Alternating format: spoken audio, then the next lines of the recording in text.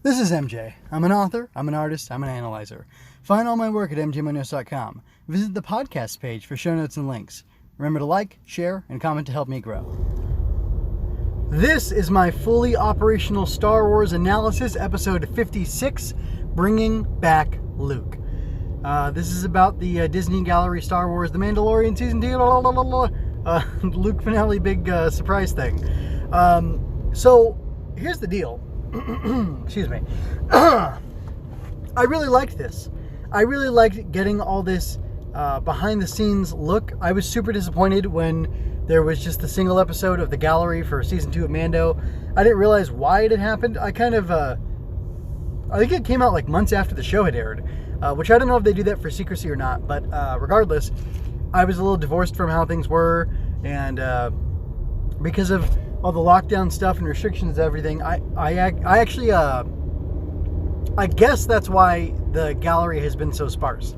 I mean, the Luke secret has been out for a long time. Like, I moved like 5 months ago, and like shortly before we moved, I was sitting on the edge of my couch in my old place, watching this scene at 4 in the morning or something, before I went to work. So yeah, it's interesting that it's taken so darn long, and I was all confused. So I asked on Making Star Wars, the live stream Jason was doing, about why the heck did it take so long, and it was because of the pandy, as Rob likes to call it. So anyway, I thought that was interesting to think that that's why they were doing it. I kind of liked this version of the gallery better, though, the like one-on-one interviews with different people. I kind of preferred that. The hobnobbing, is that the right word? It might be hobnobbing. Anyway, the bumping elbows and hanging out with the crew from the season 1 gallery was okay. And it was kind of interesting to see all the interactions between people, but I really liked the singular focus. And I watched the other gallery one a while back, so I don't quite remember it now, but this one was really good. I was super engaged, possibly just because of Luke. I like Luke so much. Han was never my favorite character, and if this is the first time you're hearing me, you don't know about that, but if it's not your first time, you know about that, because I mentioned it probably every other analysis I do, if the characters are relevant. So yeah, I've always liked Luke better than Han. You want to be like Han, sort of, or you think you want to be like Han, but you really want to be like Luke. I think that's my opinion on the matter. Anyway, but I'm fixated on Luke, and I got emotional during the original airing of this, so the first time I saw the whole big thing, and I'm actually rewatching right now with my family, so it's kind of cool to see, to know the behind the scenes now that I'm watching it again, and we're not too far from watching this episode. But anyway, I really liked it. I loved seeing the peek into the process. I really like how they said we were going to start with deepfake, and then they said, oh, we decided not to do deepfake. We decided to do this de-aging process instead. But that was really neat. I really loved the whole concept of what they were talking about. They talked about technology being used for good or evil, or a tool being used for good or evil, and they mentioned the fact that now they're saying in the Star Wars galaxy there's been a blockchain-like thing, which is like the chain code that is in the Mandalorian armor, or the Jango Fett, Boba Fett, whatever armor that Boba has, and that it has his chain code in there, and it seems like the chain code goes back longer, so it's been more than that time, which if it's a galaxy far, far away, and we've got blockchain now that we're developing, it would make sense that they've had it for much, much longer, not because it's long ago, because it's so advanced. That's what I was getting towards. Anyway, that was pretty cool. I liked them mentioning that. I liked that it was brought up that,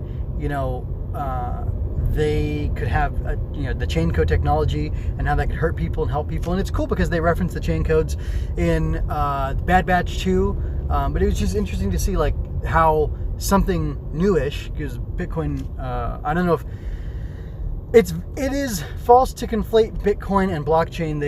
I think the blockchain technology is what Bitcoin relies upon, or is the network type thing it relies upon, but you don't need to have Bitcoin to have blockchain, but you need blockchain to have Bitcoin. I believe that's how it works.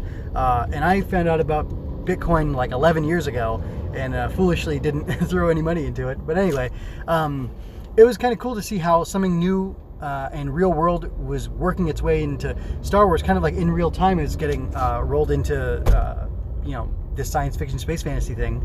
And that was pretty cool. But anyway, back to my main point. It's just interesting to see how everything happened, how the process worked together. I didn't know that it was Mark Hamill at first. I thought it was like a stand-in or whatever that they worked on, and no, it turns out it was Hammil and a stand-in body double. Although funny, I felt kind of bad for the guy Max. They called him. Is that his real name? I don't know. But I felt really bad. Like they didn't say Max, Blumenthal or Max, Smith or whatever. It was just like Max. And I felt bad. Like, you got to give the guy his last name. Come on. We want him to be able to work on more stuff. Unless they are planning on doing that Luke show and they'll just have him do it. Although, I mean, it was funny. Mark Hamill said, he looks more like me than I do. And I thought that was pretty funny. He's got a great self-deprecating sense of humor that I really appreciate. And anyway, I almost wonder if this Max fellow could maybe rise to prominence if they decide to just recast Luke altogether and not have him do the acting or come in. Like, how much longer will Hammil want to do this? And they talked about, using legacy characters. They're like, well, you got to get Mark Hamill back if you can. And yeah, you do, but you also don't. Like, they got Alden Ehrenreich for Han Solo for that movie. And him being cast as Han wasn't the problem with that movie. In fact, I really liked the movie. So, there were other issues or whatever, but he wasn't part of the problem.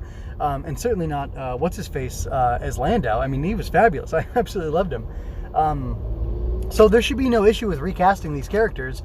And I can understand the temptation to do it, and I can understand why they wanted to do it. But it was interesting because, one of the things they touched on was, Hammil was teaching, like they were using all this technology, but also Hammil was teaching this Max fellow how to be Luke. They showed a couple scenes where, like, they basically shot all the shots twice. Once with Hammil, once with Max, minimum.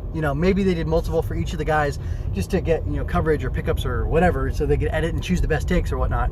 But they also showed that Hammil was showing him how to do it. Like, this is how you gesture your hand. But I mean, other people were involved too. Like, at one point when he force crushes a droid, what are they called? Dark Troopers? Anyway, when he force crushes them, there's like a discussion between like 2 or 3 people, like, hey, how do we do it? Does he, emphatically crush his hand, or is he just closing his hand? And I think ultimately they went with just closing his hand, and the thing gets crushed, which was really cool to see. But anyway,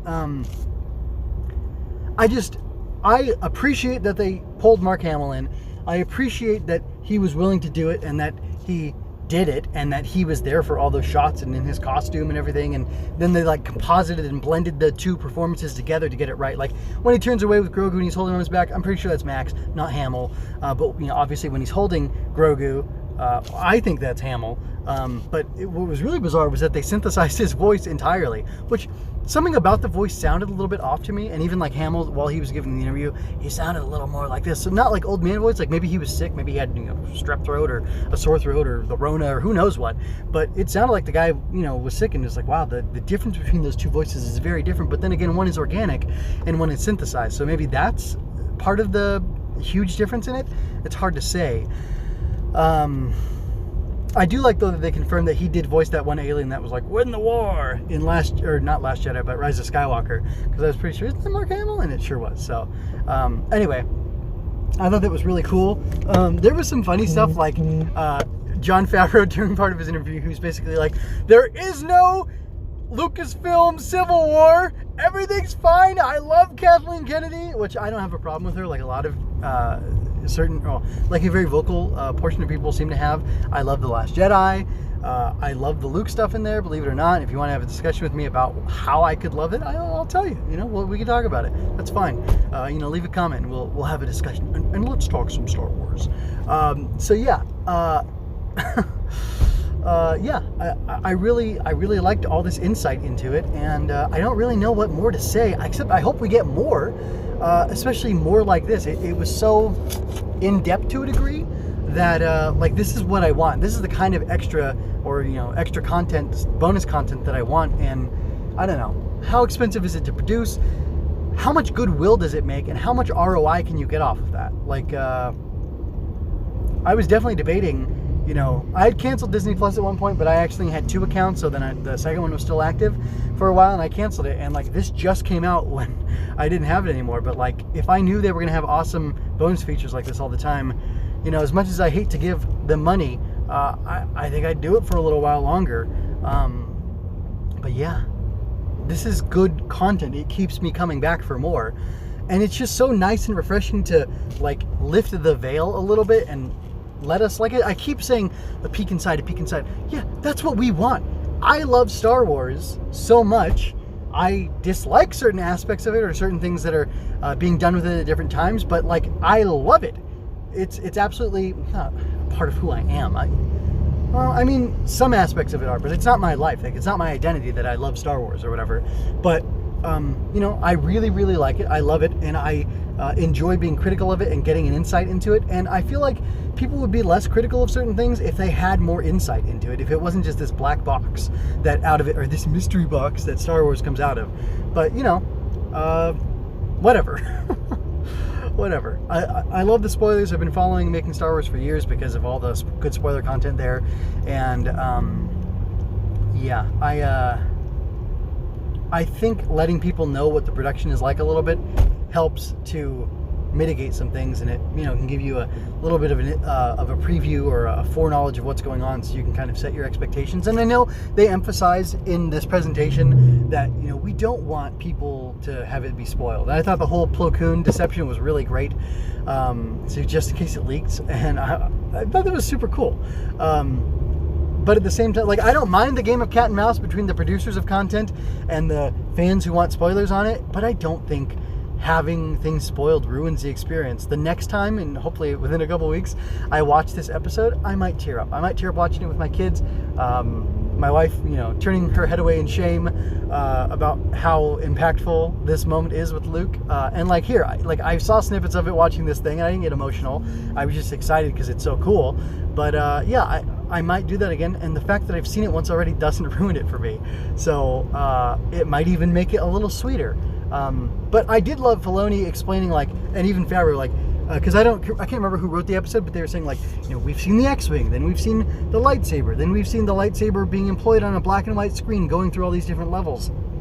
I think when you do get some shots of him as he's ascending, it doesn't show the lightsaber color, but it shows a guy in black robe, and you see the one gloved hand on his right doing force pushes or crushes or whatever, and then you finally get towards the end the green. Do you not see the green lightsaber until the door opens? I can't remember. I kind of think in the antechamber you do get to see it. Oh, wow. I kind of think in the antechamber you do get to see it, and then he opens the door. Does he force open? I can't remember. He opens the door and he goes in there and he's like, hey, and then, are you a Jedi? Yeah, I am. Anyway, again, I'm just making the point. I don't think the spoilers ruin it at all. I don't think the foreknowledge ruins it all. I just think it makes it better. But Filoni made an excellent point. That's what I was talking about.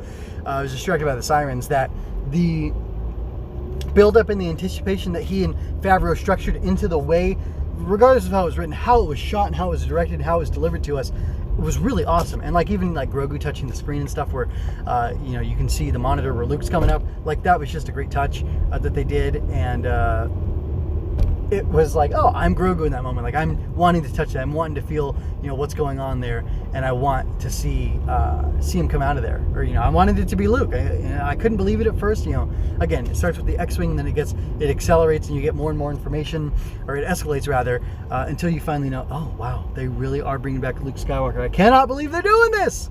So yeah, it was great. I love the fact that they brought back Luke in this way. I love how they did it now, but I would be perfectly fine with them not using Hammil anymore. Nothing against him personally, but he may not want to do it. And I'm happy to have somebody else be Luke, Sebastian Stan or Max. Give Max a shot, man. If they're going to modulate his voice or completely dub it over, do you dub over digitally? I guess you could synthetically dub over him with this Luke bot voice or Hammil bot voice. Hammil voice bot? Hammil voice bot, there we go. That would be okay with me. If that's how it has to be, that's how it has to be. But I would love to see that happen for that guy. And he was a tiny bit, a couple inches shorter than Hammil, I believe, unless Hammil was in stiletto boots or tall boots or something like that. But anyway, yeah, he was a little bit shorter than him, but sheesh, holy cannoli. That's not going to bother me. Sorry, I had two motorcycle guys whiz by me, and I felt like they were going to hit my freaking car. Anyway, yeah, I would not have a problem with them changing up actors and letting Hammil pass the role on to Max and train him up in how to be Luke and see more adventures of Luke Skywalker. That's my dream, and I hope that's what this opens the door to. And I hope that they went through all this for to make it, to kind of close out Hammil's part on this. on his role of Luke Skywalker and let it be taken over by someone else. Pass the baton. Do it. I want to see them do it. I want to know what you think about that.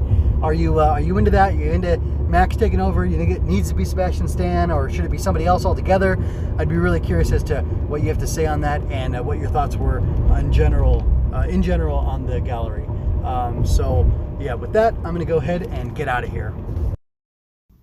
Thank you for your time and attention. I hope you enjoyed this. Check out my growing collections of analysis, art, and fiction. The bottom of the show notes might just feature a design relevant to the topic at hand. Click around and find out. You can also visit mjmunoz.com/support to see my latest designs and more. I welcome all forms of critique to improve my craft, so don't hold back any comments you have for me. I leave you with peace and blessings. This is MJ, signing out.